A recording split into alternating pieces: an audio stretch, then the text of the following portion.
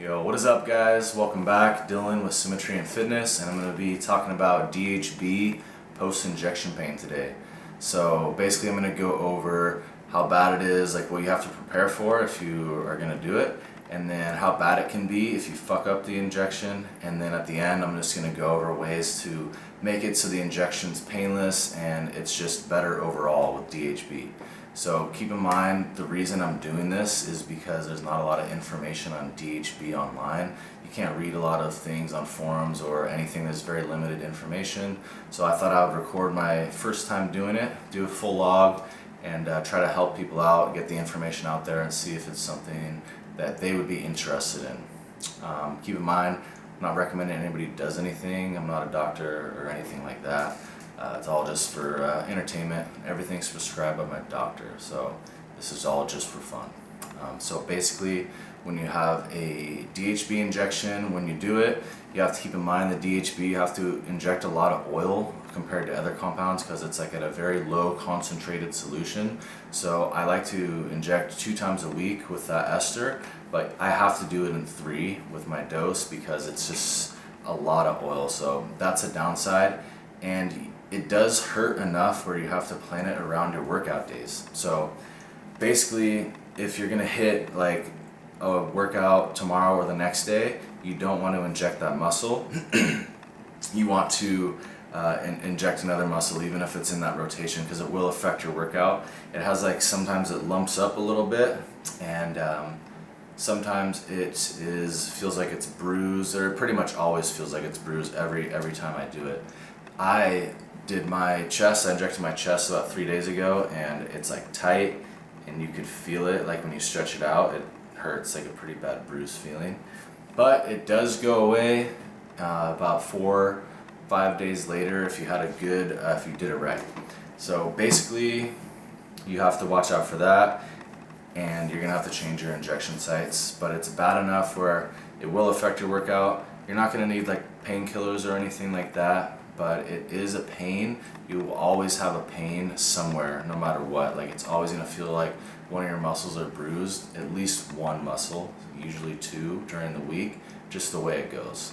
I wouldn't say it's that bad, but if you're not used to kind of injecting, I would say it's probably more towards the severe side.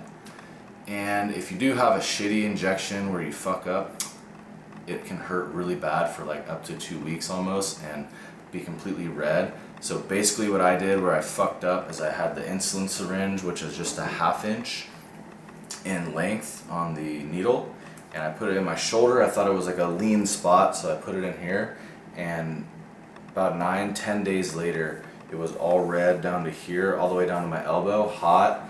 Looks like it was infected. It had like a big hard ball I could like push on, and it would leave indents in my arm for like a couple minutes if I just held my fingers on it.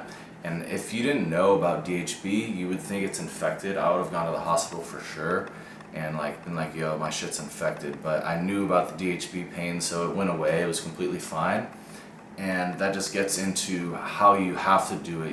You can't inject it shallow. So the ways that you can make the injection a lot better, a lot less painless, there's a couple things you can do. Obviously there's a lot of practices you can do with just any steroid injection in general, but if you're going to do DHB specifically, you want to make sure it gets deep in the muscle, so you want to use an inch needle at least, and you want to get like in the center of a muscle belly, not like on the outside close to the edge or the tendon or anything, and just make sure it's deep and like well in there.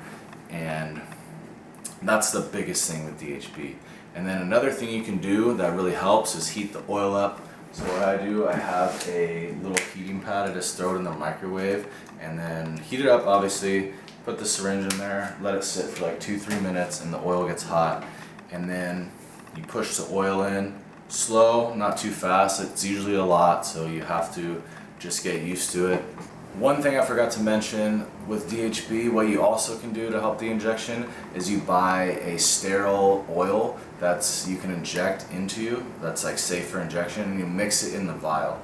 So you will draw like an extra like milliliter of like MCT oil or whatever kind of oil just in the syringe, and then you pull the DHB, so then it's just basically diluted.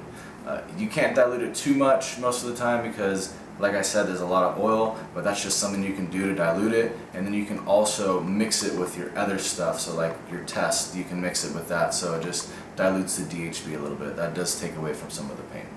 That's really it. I mean, for like DHB specifically, you just make sure you get it deep, heat it up, push it slow, and your muscles will get used to it over time.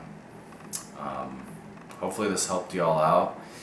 If you got this far, just give me some interaction, hit me with a like or a dislike, whatever, it doesn't matter to me. I'll reply to everything in the comments below, and if you want to stay updated on the DHB information, subscribe. I'm going to be posting about 2 videos a week. Take care, guys. Thanks.